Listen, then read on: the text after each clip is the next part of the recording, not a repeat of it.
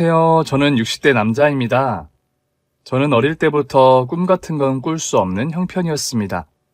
부모님의 지원을 받을 수 있는 환경이 아니었고, 정확히는 소년 가장이었어요. 다른 친구들은 찬란한 미래를 꿈꾸던 학창 시절에도 제 머릿속은 늘 돈 걱정뿐이었어요. 그래서 친구들이랑 속편히 놀아본 적도 없었죠. 언젠가부터는 친구들도 저랑 놀 생각을 아예 안 하더라고요. 제가 자존심을 부린다고 생각하는 것 같았어요. 돈 없으면 끼어서 놀면 되는데 왜 자꾸 자존심을 부리고 안 노냐는 거였어요. 친구들은 몰랐거든요. 제가 시간 날 때마다 신문 배달이며 우유 배달, 온갖 배달을 하며 돈을 벌었고, 그리고도 남는 시간에는 집안일까지 했다는 걸요. 아버지는 일찍 돌아가셨고 엄마는 늘 몸이 약하셨어요. 저는 초등학교 때부터 집안에 도움이 되기 위해 안 해본 아르바이트가 없었어요. 그런 생활은 익숙했지만 클수록 저와 다른 형편의 친구들과의 거리감을 느꼈고 차라리 혼자가 편하다는 생각도 했던 것 같아요. 그렇게 고등학교를 졸업한 뒤에는 바로 운전기사로 취직했어요. 제가 아르바이트하던 신문 보급소 사장님의 소개로 간 자리였는데 부잣집 운전기사 자리라 숙식도 제공되고 월급도 꽤 셌어요. 마다할 이유가 없었죠. 저는 그 집에 살면서 운전기사뿐 아니라 시간이 날 때마다 허드렛 일도 마다하지 않았습니다. 워낙 어릴 때부터 부지런히 사는 게 몸에 밴 탓인지 그렇게 어렵지 않았어요. 물론 그 시댁 사모님을 대하는 건 꽤 어려운 일이었습니다. 김 기사, 도대체 뭐라는 거야? 네? 저 아주머니 좀 도와서 김치 좀 날랐습니다. 나 지금 나가려고 나온 거 안 보여? 죄송합니다. 나가신다는 말씀이 없으셔서. 아니, 그럼 내가 언제 나간다고 김 기사한테 보고라도 해야 한다는 거야? 아니요, 그게 아니라 보통은 언제 나가신다고 미리 말씀을 해주시니까. 그래서 나더러 앞으로 보고라도 하라는 건가? 김 기사가 언제든 대기 중이어야 하는 거 아니고? 그래서 숙식 제공에 비싼 월급까지 주는 거로 아는데? 죄송합니다. 앞으로는 잘 대기하겠습니다. 아니, 누가 집안일 하라고 고용했나? 하는 일이나 잘해! 예, 주의하겠습니다. 그 댁에서 일하는 사람들 말이 사모님이 본처가 아니라 후첩이라고 하더라고요. 본처가 세상을 떠난 뒤 이 집에 들어와 살기 시작했다는데 미술관을 받아서 운영 중이었어요. 미술관이 그 집안 나름 중요한 사업이었던 것 같은데 그래서인지 그 집 딸도 그림 그리기를 참 좋아하는 것 같았죠. 오며 가며 본 그 집 딸은 정원에 화구를 펼쳐놓고 그림 그리기를 좋아했어요. 그러던 어느 날 운전을 마치고 돌아왔는데 그 집 딸이 그림 그리기에 몰두한 채 누군가를 찾는 것 같더라고요. 저 물 좀 새로 가져다 주세요. 그러나 그녀의 주변엔 아무도 없었어요.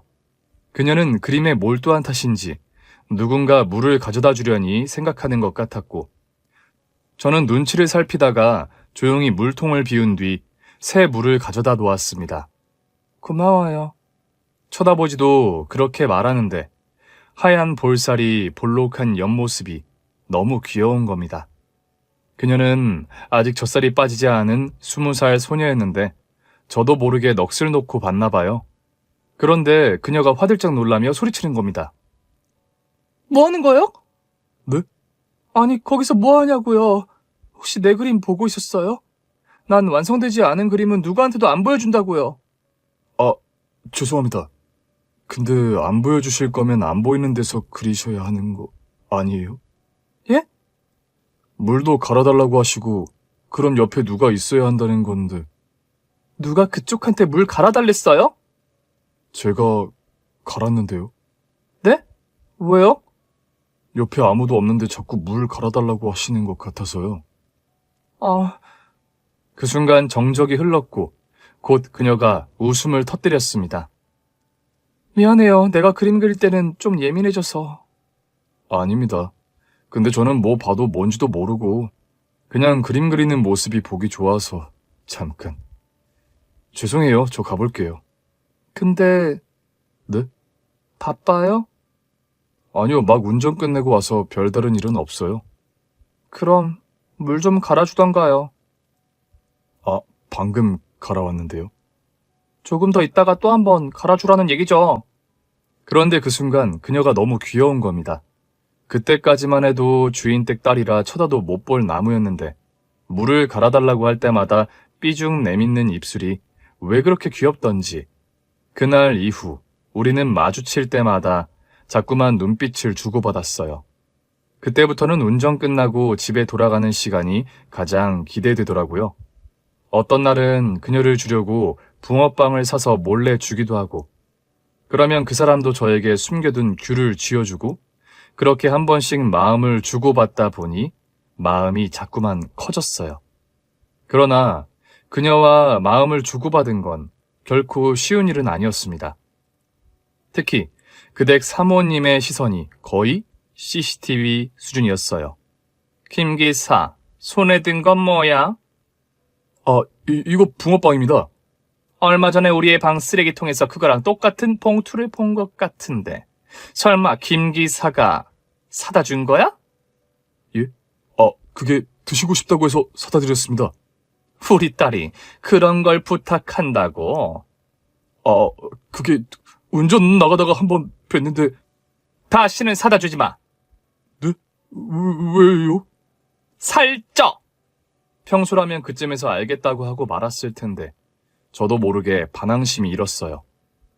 가뜩이나 마르셨던데 살이 찐다니요? 김 기사 지금 뭐라고 했어?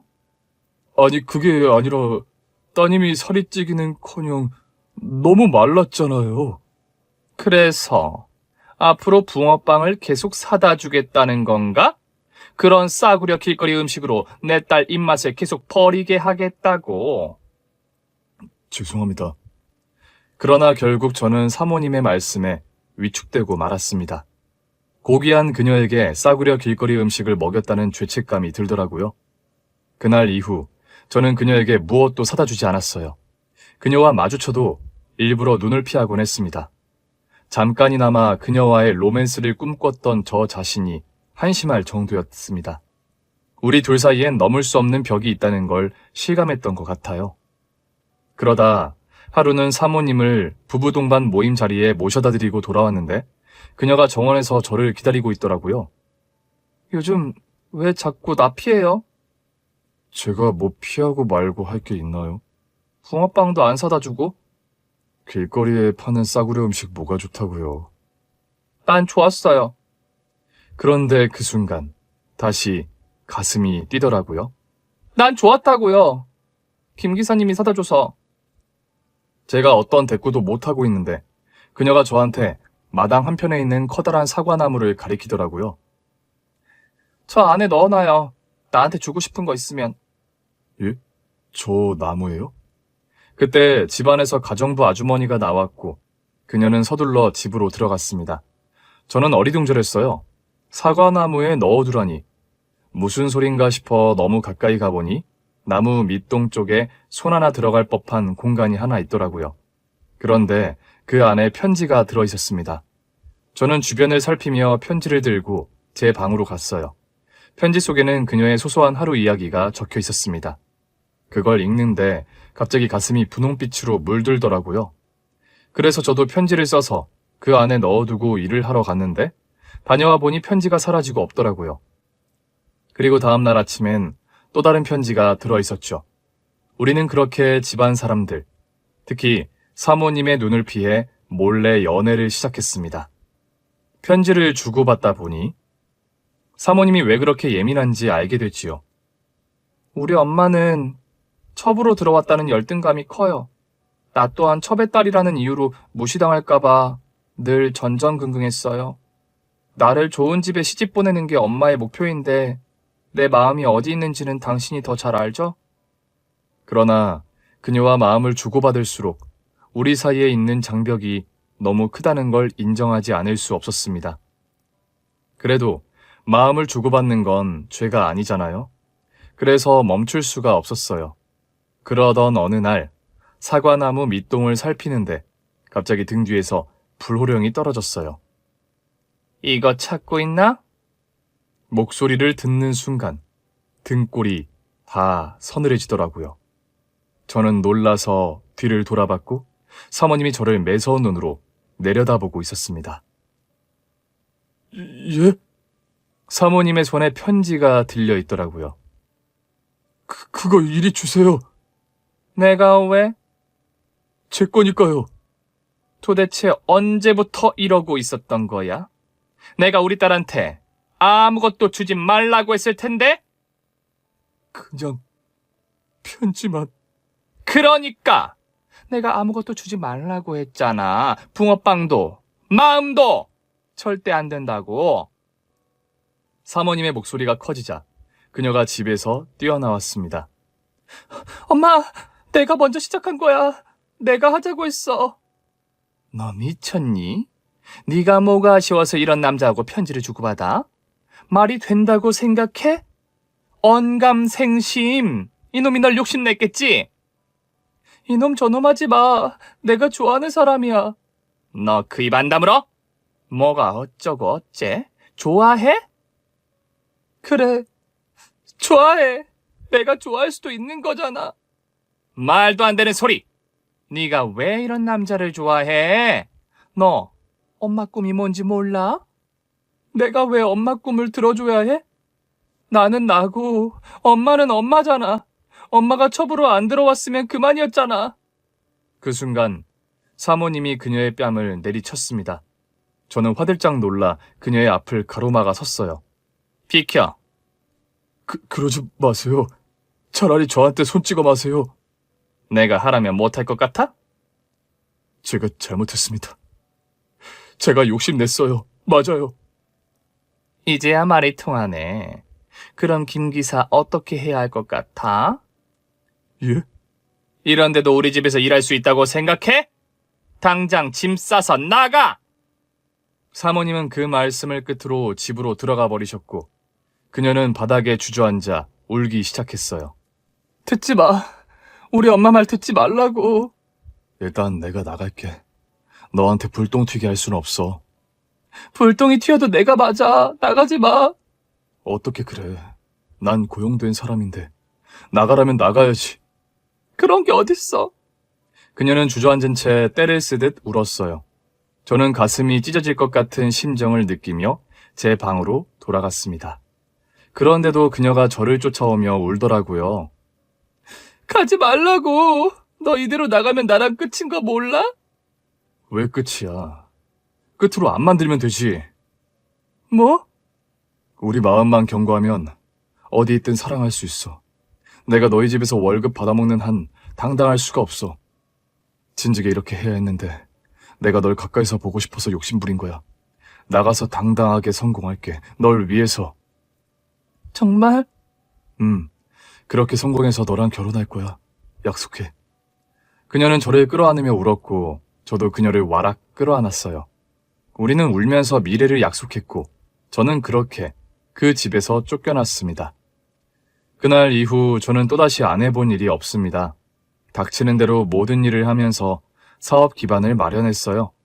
돈도 벌고 인맥도 만들기 위해 동분서주하다 보니 24시간이 모자란 나날이었습니다. 그러나 그 사이 그녀와의 연락은 뚝 끊기고 말았어요. 용기를 내 그녀의 집으로 찾아갔지만 그녀가 저를 만나고 싶어 하지 않는다는 차가운 대답만 돌아왔습니다. 처음엔 믿지 못했는데 사실이더라고요. 그녀는 저를 만나는 걸 거부했습니다. 그렇게 재벌집 사모님 운전기사를 하면서 그 딸을 사랑한 죄로 무참히 쫓겨났던 저는 20년 후 다시 사모님 댁을 찾아갔습니다. 그 으리으리했던 집이 폐가가 되어 있더라고요. 삐그덕거리는 대문을 열고 안으로 들어가 보니 잡초가 무성하게 자라있더라고요. 이제 사람이 살지 않는구나 싶어 걸음을 돌리려던 그때 놀라운 광경이 눈앞에 펼쳐졌습니다. 잡초가 무성한 폐가마당의 모든 초목은 다 생명을 잃은 상태였어요.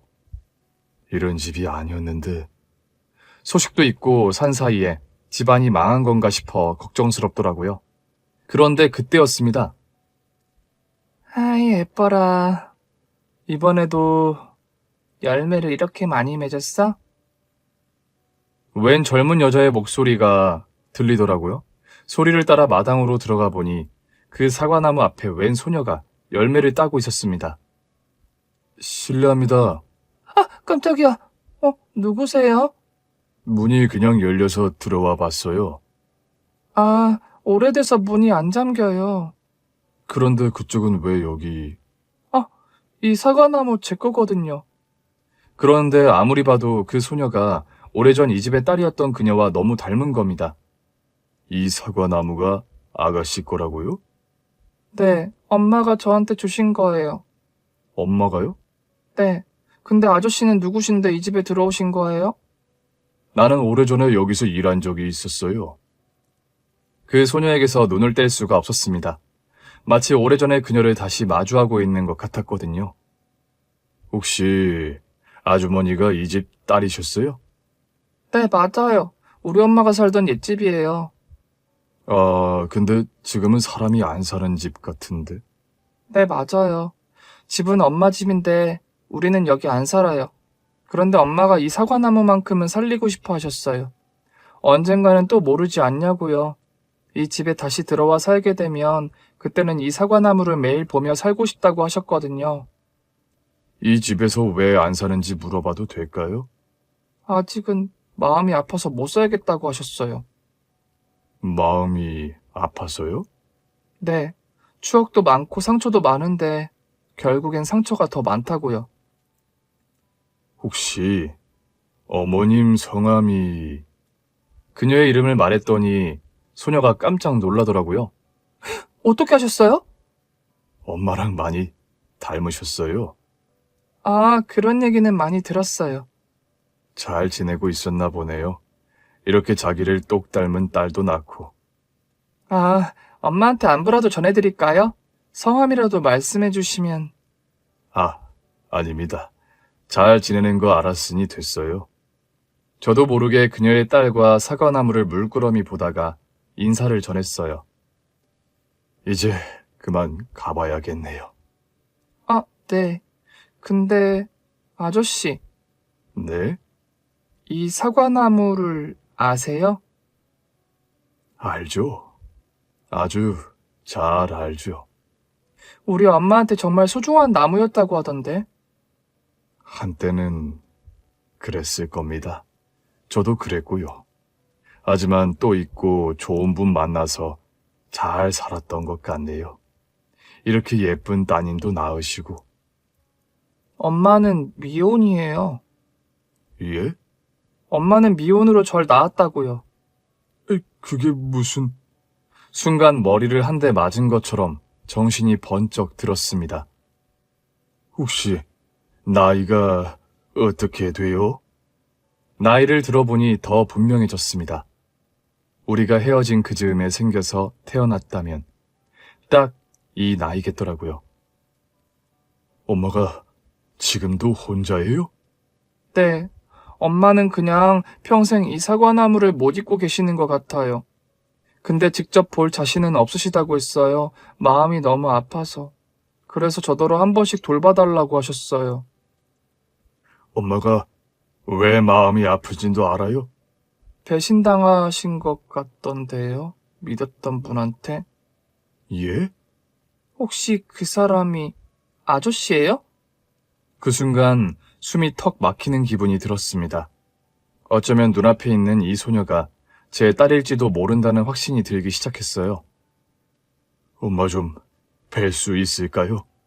낯을 많이 가리세요. 제가 일단 연락은 해볼게요. 고마워요. 저는 그 애에게 제 명함을 내밀었습니다. 이거 내 명함인데 좀 전해줄 수 있겠어요? 제 명함과 제 얼굴을 번갈아 보던 소녀가 묻더라고요. 제가 누구예요? 네? 제가 아저씨한테 누구냐고요? 그건 아직은 확실하지 않아서. 정말 확신 못 하시겠어요? 제가 한국으로 돌아와 이 나무를 돌본 지가 몇 년째인데 우리 집 대문을 열고 들어온 사람은 아저씨가 처음이에요. 그랬어요? 문이 고장난 줄 알면서도 일부러 안 고쳤어요. 누군가가 이 문을 열고 들어올 것도 같아서. 그건 위험하지.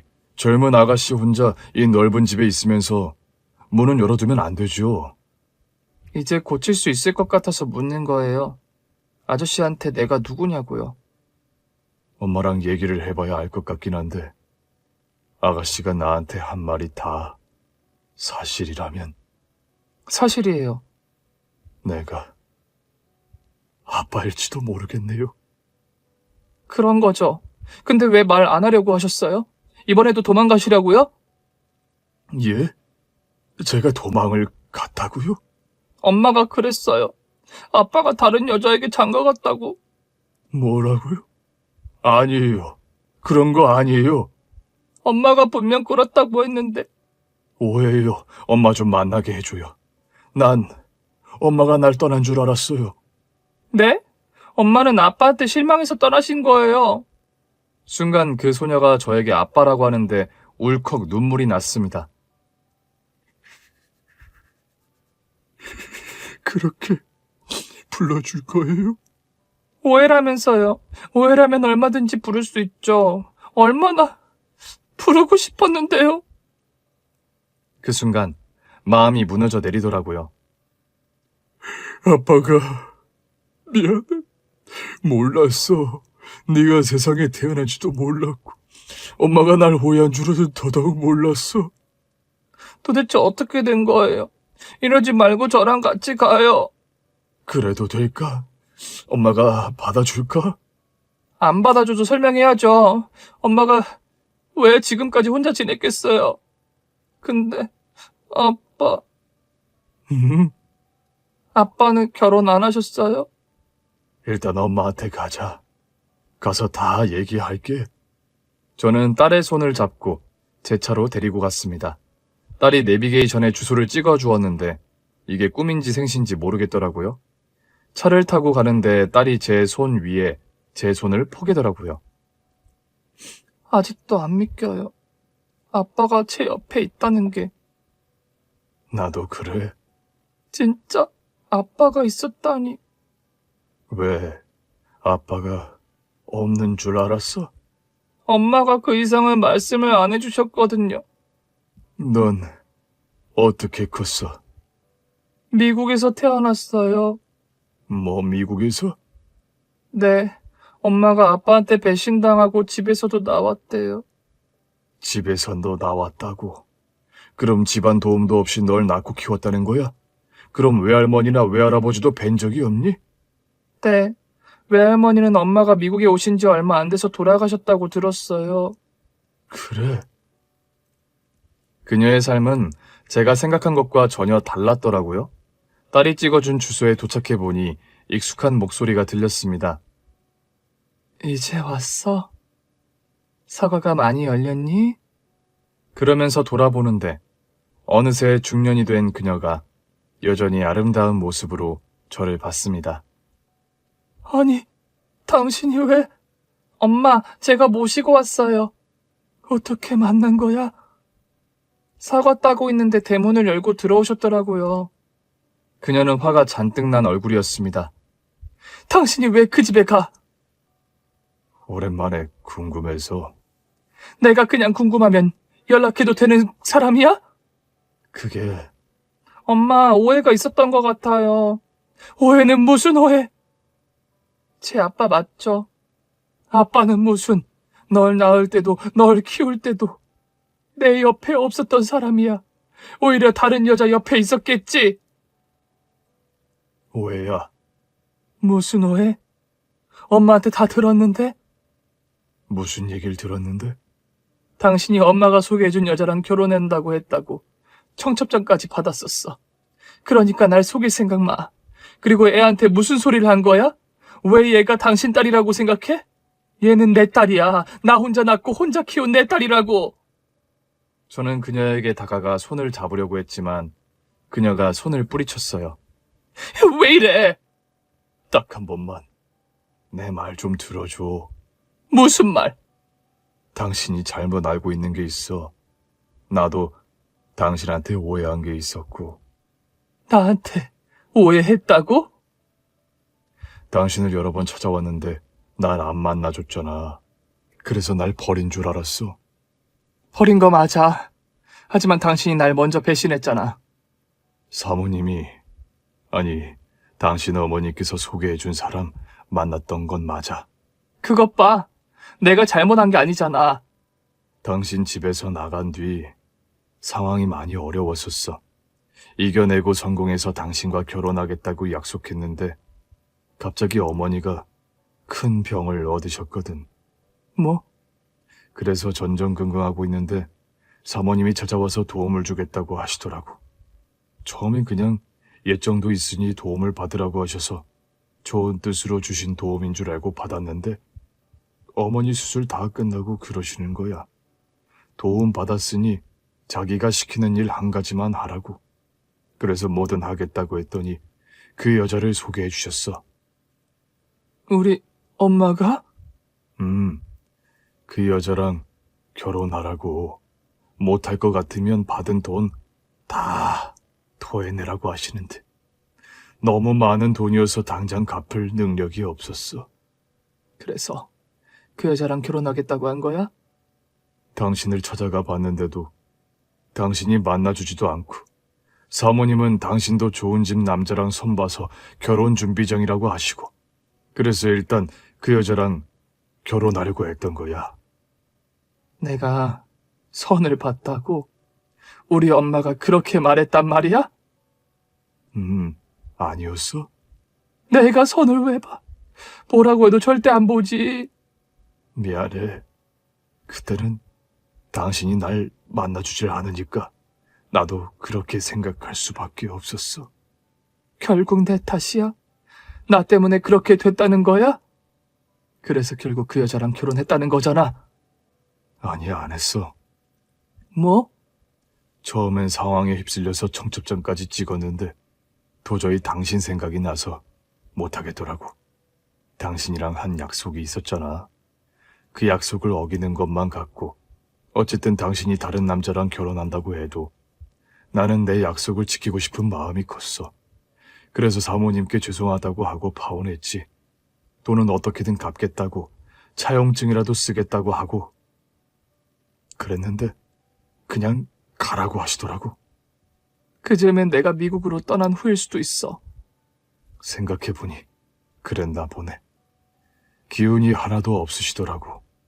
그러니까 당신도 결혼을 안 했단 말이야? 지금까지? 당신도 안 했다며. 나야 혼자 애 키우고 이러느라 그럴 경황도 없었지. 나한테는 우리 딸이 1순위였으니까. 나도 딸이 있는 줄 알았으면 더 힘내서 살았을 텐데. 미안해. 혼자 키우게 해서. 나 믿기지 않아. 정말이야? 정말 결혼 안 했어? 안 했어. 당신하고 한 약속 혼자라도 지키려고 했어. 딸이 제 엄마에게 제가 줬던 명함을 건네더라고요. 이거 아빠 명함. 제 명함을 보던 그녀가 깜짝 놀라 저를 봤습니다. 사업가로 성공했네? 당신하고 약속했잖아. 성공해서 꼭 당신이랑 결혼할 거라고. 그래서 정말 해냈다고? 당신한테 한 약속이니까. 내가 다른 남자랑 결혼했다고 생각하면서도? 나도 강압에 의한 거였지만 다른 여자랑 청첩장까지 찍었었으니 할 말 없었지. 근데 왜 지금껏 날 안 찾았어? 다른 사람이랑 결혼했다고 생각했으니까. 아, 참 그랬지. 나도 마찬가지였어. 당신이 다른 여자랑 잘 사는 거 보고 싶지 않아서 찾을 생각도 안 했었는데. 아까 우리 딸 보는데 젊은 시절 당신 보는 줄 알았어. 그렇게 닮았어? 아주 판박이던데. 그래서 그때 그 남자랑 결혼해서 잘 살았나 보다 생각했는데 딸 얘기를 들어보니 그게 아니었더라고. 어떻게 우리가 이렇게 다시 만나? 오랜만에 그 사과나무 생각이 나더라고. 하필 그때 우리 딸이 사과를 따고 있었던 거네. 우리는 눈물을 흘리며 서로를 끌어안았습니다. 미안해. 우리 엄마가 그런 일까지 한 줄은 몰랐어. 나도 몰랐어. 우리한테 아이가 생겼을 줄은. 내가 말 안 했으니까 몰랐겠지. 결국 당신도 날 못 잊어서 미국으로 가서 혼자 아이 낳고 살았던 거네. 너무 미운데 너무 미워해서 그런지 잊을 수가 없더라고. 당신한테는 다 미안해. 우리 딸한테도. 진짜 기적 같다. 어떻게 이렇게 다시 만나지? 당신 예전 집은 왜 그렇게 두는 거야? 새라도 주지. 엄마 돌아가시고 얼마 안 있다가 아빠까지 돌아가시면서 그 집이랑 유산을 상속받았어. 다른 건 팔기도 하고 투자도 했는데 그 집은 어떻게 할 수가 없더라고. 돌보기도 싫고 팔기도 싫고 사는 건 더 싫고. 내 생각이 나서? 솔직히 말하면 그때 우리 사랑을 방해한 엄마가 더 미웠어. 엄마에 대한 기억이 그 자리에 있었으니까 당신이 미워서였다면 그 사과나무부터 베어버렸겠지.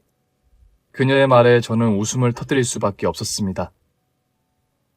그러게 목이 안 잘린 게 다행이었네. 당연하지. 그 나무가 나한테는 당신 그 자체였으니까. 그래서 우리 딸한테 돌보라고 한 거야? 아빠랑 같이 살아본 적이 없는 애잖아. 그래서 아빠의 흔적이 남은 그 나무를 딸이 가꿔주길 바랐어. 나한테는 미운 사람이지만 우리 딸한테는 소중한 사람이었거든. 내가? 어릴 때 딸이 어버이날이라고 편지를 써왔는데 나한테만 쓴 게 아니라 한 번 본 적도 없는 당신한테 편지를 썼더라. 그 편지 지금도 갖고 있어. 언제 한번 보여줘. 지금 보여줄게. 늘 지갑에 갖고 다니거든. 그녀는 저에게 어릴 적 딸이 썼다는 편지를 보여주었습니다. 이제는 삭은 편지지를 조심스럽게 펼쳐보니 딸의 크게 삐뚤빼뚤한 글씨가 보이더라고요. 엄마, 저를 키워주셔서 감사합니다. 아빠 보고 싶어요. 언젠가는 만날 수 있겠죠? 딸의 짧은 편지를 보는데 울컥 눈물이 났습니다. 그래서 한국에 돌아와서 그 사과나무를 키워달라고 했어. 아빠가 보고 싶을 때마다 그 사과나무에 물도 주고 열매가 자라면 따보기도 하라고. 그 열매가 아빠의 사랑이라고 생각해도 좋다고 했지. 그랬더니 정말 그 나무를 얘가 키우기 시작하더라. 나도 깜짝 놀랐어. 정말 잘 키웠던데? 그러니까 덕분에 나도 매년 우리 딸이 따온 맛있는 사과를 먹었지. 먹을 때마다 내 생각했어? 오히려 안 하려고 엄청 애썼지. 그럴수록 더 생각나는 거 몰라? 그러니까 우리 딸이 활짝 웃으면서 사과가 많이 열렸다고 할 때마다 저 사과만큼 우리 사랑도 풍성했다면 얼마나 좋았을까 생각했지. 그래도 그 사과가 내 딸에게 기쁨을 주니까 당신이 그런 식으로라도 우리 딸을 사랑해주는 거라고 생각하기로 했었어. 이제 직접 사랑해 줄게. 진짜 아내 없어? 내 아내는 당신뿐이지. 이렇게 사업가로 성공했는데도? 손자리 봐준다는 사람이야 많았지. 근데 단 한 번도 한 적 없어. 내키지도 않았고. 거짓말. 믿고 싶어서 그렇게 말하는 거지. 나 진심이야. 이래놓고 어디 숨겨둔 아들이라고 있으면 나 기절한다. 그냥 지금 말해. 솔직히 우리 나이에 결혼할 수도 있지. 나 떠보는 거 아니야. 그냥 나중에라도 또 배신감 느끼기 싫어서 그래. 미안해. 당신한테 상처 줬던 거. 나도 그런 줄 알았는데 당신이 준 게 아니었네.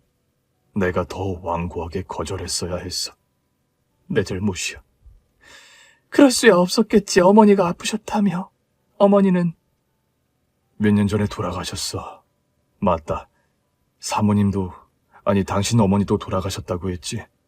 우리 엄마는 나 미국 가고 얼마 안 돼서 돌아가셨어. 화병 아니었나 싶어. 날 부잣집에 시집 보내서 자기 자존심을 세우는 게 꿈이었던 사람이잖아. 혹시 임신한 것도 알고 계셨어? 정말? 날 병원에 끌고 가기도 하고 협박도 하고 울면서 애원도 하셨는데 내가 끄떡을 안 했어. 그랬더니 차라리 눈앞에서 사라지라고 하시더라고. 그래서 미국으로 갔지. 진심은 아니셨을 텐데. 진심이었을 거야.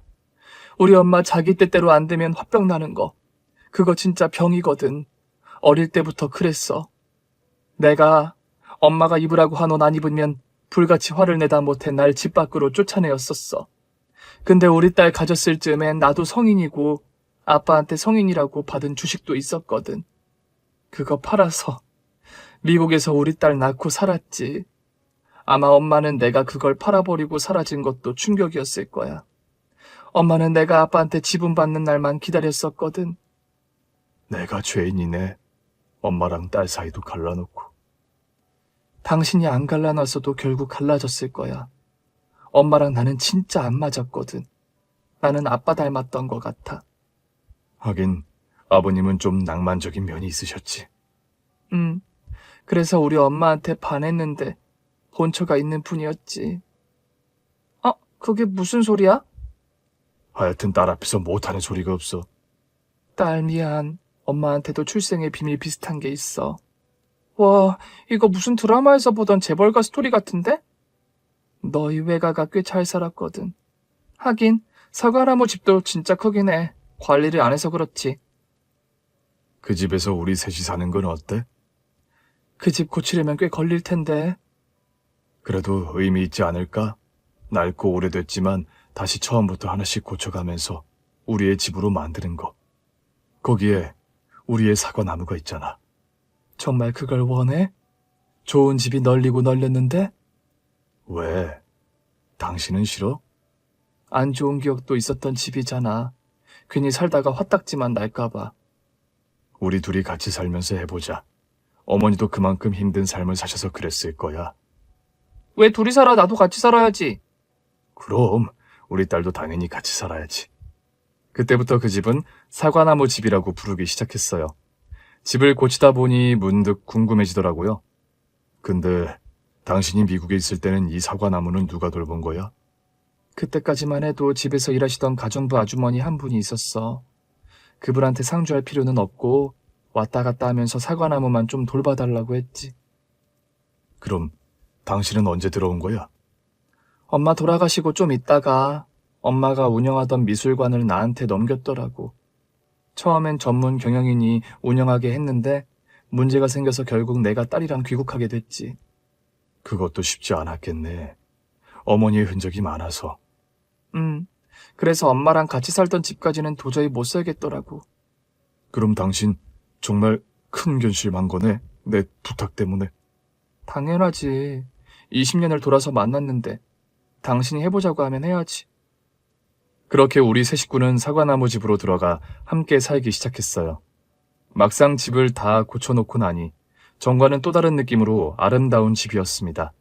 딸도 너무 좋아했죠. 우와, 이 집이 이런 집이라고? 늘 폐가 같아서 들어올 때마다 이건 좀 아닌데 싶었는데. 그랬어? 그런데 왜 말을 안 했어? 엄마가 이 집에서 돌보고 싶어 하는 건 사과나무 하나뿐이었으니까 그냥 이유가 있으려니 생각하고 말았지. 엄마가 미안해. 너무 내 생각만 했다. 사과나무 돌보러 오는 우리 딸 생각은 못했네. 아니야. 결국 내가 그 사과나무를 돌본 덕에 우리 식구가 다시 만난 거잖아. 그러네. 우리 딸이 다 했네. 그러니까 두 분 다 앞으로 저한테 잘하시고요. 용돈도 팍팍 주시고요. 어허, 용돈은 벌어서 쓰기로 한 거 아니었어? 이제 아빠도 있는데 아빠는 좀 주지 않을까? 딸, 미안한데 아빠는 엄마의 양육 방침을 전적으로 따르기로 했어. 아니 왜? 아빠는 이제야 날 만났는데 아빠만의 새로운 양육 방침을 만들어야지. 하여튼 머리 굴리는 거 봐라. 내가 사과나무 돌본 시간이 얼만데. 너 사과나무 돌본 값도 엄마한테 받아갔잖아. 그건 당연한 거고. 뭐야? 사과나무 돌본 게 아르바이트였어? 당연하지. 아빠는 엄마가 얼마나 계산이 정확한 사람인지 몰라서 그래. 같이 살아보면 알게 될걸? 콩 한 조각도 정확히 나눠 먹어야 하는 사람이라고. 딸, 미안한데 그건 네가 내 자식이라서 그런 거고 아빠랑 엄마는 하나하나 다름없기 때문에 기준이 좀 다르거든. 뭐야, 벌써 둘이 한편이야? 당연히 우리가 한편이지. 넌 결국엔 네 짝을 만나든 뭐라든 독립해서 나갈 거 아니야. 아빠도 엄마 편이야? 이렇게 예쁜 딸을 이제야 만났는데? 미안.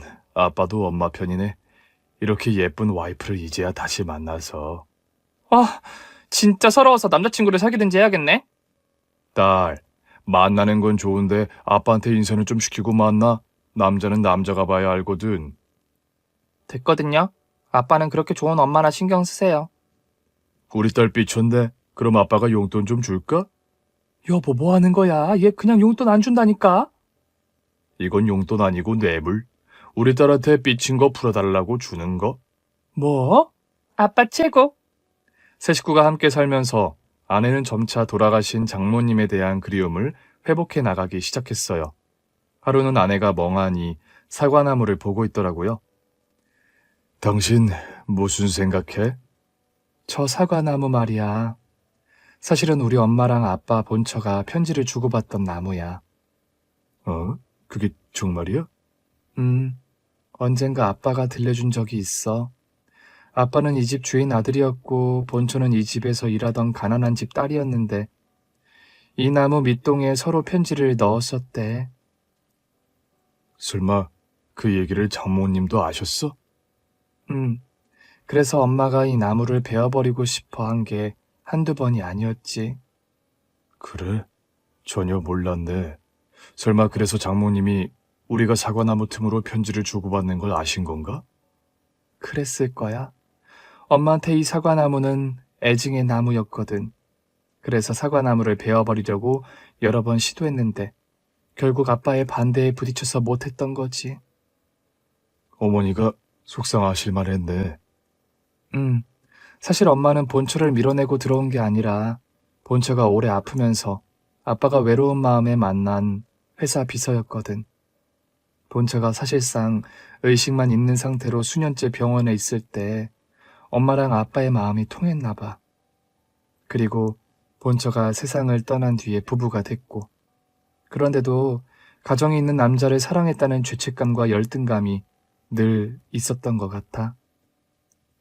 본처가 돌아가신 후에 결혼을 한 건데도 마음이 찝찝했던 거지. 그 스트레스를 나랑 자기 자신에게 엄격해지는 거로 풀곤 했어, 우리 엄마. 처녀 때부터 살이 단 1g도 찐 적 없는 여자였거든. 나도 그러길 바랐고. 여러모로 대단한 분이셨네. 뭐가 대단해.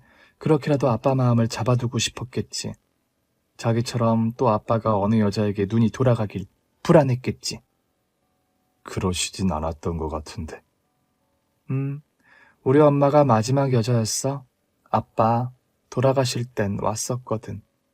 엄마 돌아가실 땐 소식을 끊고 살 때여서 몰랐고. 그랬어? 그래서 이 사과나무 집에 내가 오긴 어려웠나 봐. 엄마가 밉다는 건 핑계. 솔직히 돌아가신 분이 뭐 그렇게 밉겠어.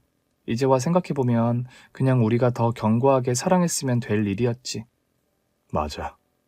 엄마의 방해 덕분에 당신의 사랑이 얼마나 컸는지도 깨달았네. 그랬어? 그 못된 회방에도 당신은 지조를 지켰잖아. 유혹에 굴복하지 않는 걸로. 당신도 내 아이를 낳아서 키우는 거로 마음을 지켰잖아. 그러니까 마음이 이렇게 똑같았는데 왜 이렇게 오래 돌아 다시 만났을까? 난 지난 시간이 너무 아까워. 나도 그래. 그렇긴 한데 그래서 더 귀한 것 같아. 아니, 귀한 걸 알게 된 것 같아. 그때 우리가 만나서 치기 어린 마음에 결혼하고 아이 낳아 같이 살았으면 소중하기보단 버거웠을지도 모르지. 그럴 수도 있었겠다. 처음엔 내가 무슨 말만 해도 톡톡 쏘더니 너무 온순해진 것 같은데? 당신을 만나고 나니까 이제야 마음이 좀 부드러워진 것 같아. 늘 칼을 품고 살았던 것 같은데. 그랬어? 혼자 애 키우면서 사는 게 보통 일이 아니더라고. 아무리 먹고 살만하고 돈이 있어도 두 사람이 해야 할 일을 혼자 한다는 게 많이 서럽기도 했고. 근데도 왜 재혼 안 했어? 솔직히 우리 딸을 위해 생각해보지 않았던 건 아닌데 실제로 마음을 많이 주고받은 사람도 있었는데. 정말? 그럼 내가 뭐 그 정도 능력도 없었을 것 같아? 하긴. 근데 왜 안 됐어? 내가 그 사람의 프로포즈를 거절했지. 왜? 정말 괜찮은 사람인 거 다 아는데도 마음이 그렇게 되질 않더라고. 나 때문에? 내 생각이 나서? 그럼 왜였겠어. 당신이랑 제대로 시작도 마무리도 못했으니 마음에 늘 남아있었던 거지. 내가 잘못했어. 장난 한번 치려고 했다가 되로 주고 말로 받았네. 그만큼 사랑한다는 뜻이야. 나도 사랑해.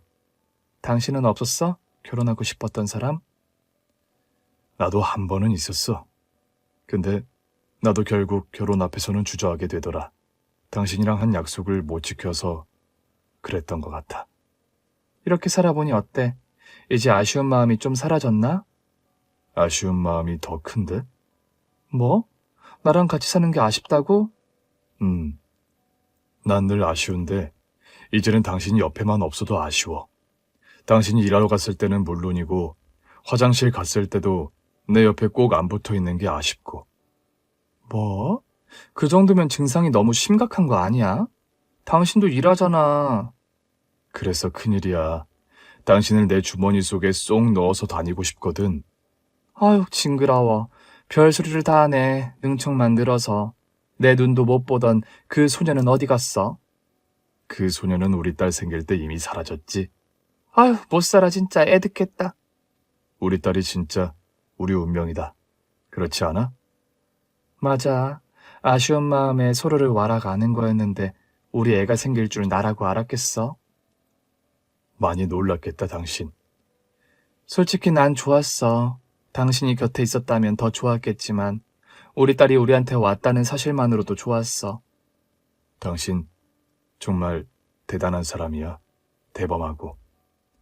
나는 당신을 보자마자 확신했거든. 내가 평생 사랑할 사람은 이 남자라고. 그때 난 돈도 없고 운전기사 하는 꼬질꼬질한 20대 남자였을 텐데. 말없이 내 물통을 갈아주고 내 옆 모습을 물끄러미 보고 있었잖아. 뭐야, 당신 다 알고 있었어? 당연하지. 내가 설마 몰랐을까봐? 부끄러운 마음에 모른 척한 거지. 모른 척하고 있으면 그냥 갈 것 같기도 했고. 와, 나 완전 당신 유혹에 넘어갔던 거네. 내가 그렇게 안 했으면 당신 같은 쑥맥이 나한테 말이나 걸 수 있었겠어? 알지? 결국 사과나무 밑동에 편지 넣은 것도 내가 먼저 한 거. 그러네. 결국 당신이 다 했네. 이 사과나무를 계속 가꾸게 한 것도 당신이었으니까. 그렇지. 내가 이 사과나무 집을 팔기라도 했어봐. 와, 내가 진짜 대단한 와이프를 만났구만. 앞으로 더 잘해. 당신은 내 설계 안에 다 들어있으니까. 여부가 있겠습니까? 마님이 하시라는 대로 다 하겠습니다. 그 집에서 산 지 벌써 10년이 지났네요. 그 사이 우리 딸은 이 사과나무 집 마당에서 결혼식을 올렸어요. 마당이 워낙 넓긴 했지만 그래도 좋은 식장에서 하라고 그렇게 권면했는데도 사과나무 아래서 영원한 사랑을 약속하고 싶다고 하더라고요. 그래서 처음엔 아내가 반대했어요. 궁상 떨지 말고 좋은 결혼식장에서 화려하게 올려. 나중에 후회해. 엄마, 나는 엄마, 아빠의 사랑의 증표인 저 사과나무 아래서 결혼 서약을 하고 싶어. 저 나무는 내가 가꾸기도 했고 결국 내가 가꾼 저 나무 덕에 엄마 아빠의 사랑이 이루어졌잖아. 그렇긴 하지만 내 결심은 확고해. 난 우리 집 정원에서 결혼할 거야. 자식 이기는 부모 없잖아요. 결국 아내도 허락하더라고요. 그렇게 딸의 결혼식은 커다란 사과나무 아래서 진행됐어요. 다행히 햇살이 좋아서 두 부부의 모습이 눈이 부실 정도로 아름다웠어요. 딸이 하객들을 향해 그 사과나무를 설명하더라고요. 이 나무는 우리 엄마 아빠의 사랑이 해피엔딩이 되도록 만들어준 고마운 나무예요. 앞으로 남편과 살면서 비록 힘든 일도 있고 다투는 날도 있겠지만 우리 엄마 아빠처럼 서로를 향한 사랑을 믿으며 끝까지 사랑을 지키고 싶습니다. 그래서 이 나무 아래서 사랑을 서약하고 싶었어요. 딸의 말에 아내가 눈물을 흘리더라고요. 엄마는 아빠와의 약속을 지키며 홀로 저를 키우셨어요. 아빠 또한 엄마와의 약속을 기억하며 결국 우리에게 오셨고요. 그런데 두 분이 결혼식을 안 올리셨거든요. 그래서 이 자리에서 두 분이 서약하셨으면 좋겠어요. 딸은 우리 부부가 생각지도 못한 깜짝 이벤트를 준비했고 우리는 사람들의 손에 끌려 나와 그 사과나무 아래 마주 섰습니다. 이제 서약서 읽으시면 돼요. 우리 부부는 얼떨떨한 얼굴로 서로를 마주봤습니다. 그런데 그 순간 왈칵 눈물이 나려고 하더라고요. 앞으로도 힘든 날이 있을 수도 있지만 우리가 각자 견뎌온 시간보다는 견딜 수 있을 거예요. 당신과 함께 생의 모든 남은 시간을 함께할 것을 약속합니다. 아내가 겨우 눈물을 참은 채 서약서를 읽었고 저 또한 심호흡한 뒤 서약서를 읽었습니다. 당신을 지키고 싶었지만 지키지 못한 모든 시간만큼 사랑하며 아끼며 남은 평생에 당신을 행복하게 해줄 것을 약속합니다. 그렇게 우리의 사랑은 사과나무 아래서 정식으로 서약되었습니다. 참 묘하더군요. 그렇게 서약을 하고 나니 비로소 완성된 기분이 들더라고요. 요즘도 우리 부부는 매일 저녁 사과나무 아래서 티타임을 가지며 하루의 생각을 나눕니다. 비로소 그 나무 아래서 우리가 함께할 수 있다는 게 그저 행복합니다. 오늘 준비한 사연은 여기까지입니다. 재미있게 들으셨다면 구독과 좋아요, 알림 설정까지 눌러주세요. 그럼 저는 다음 사연으로 찾아뵐게요. 오늘도 건강하고 행복하세요.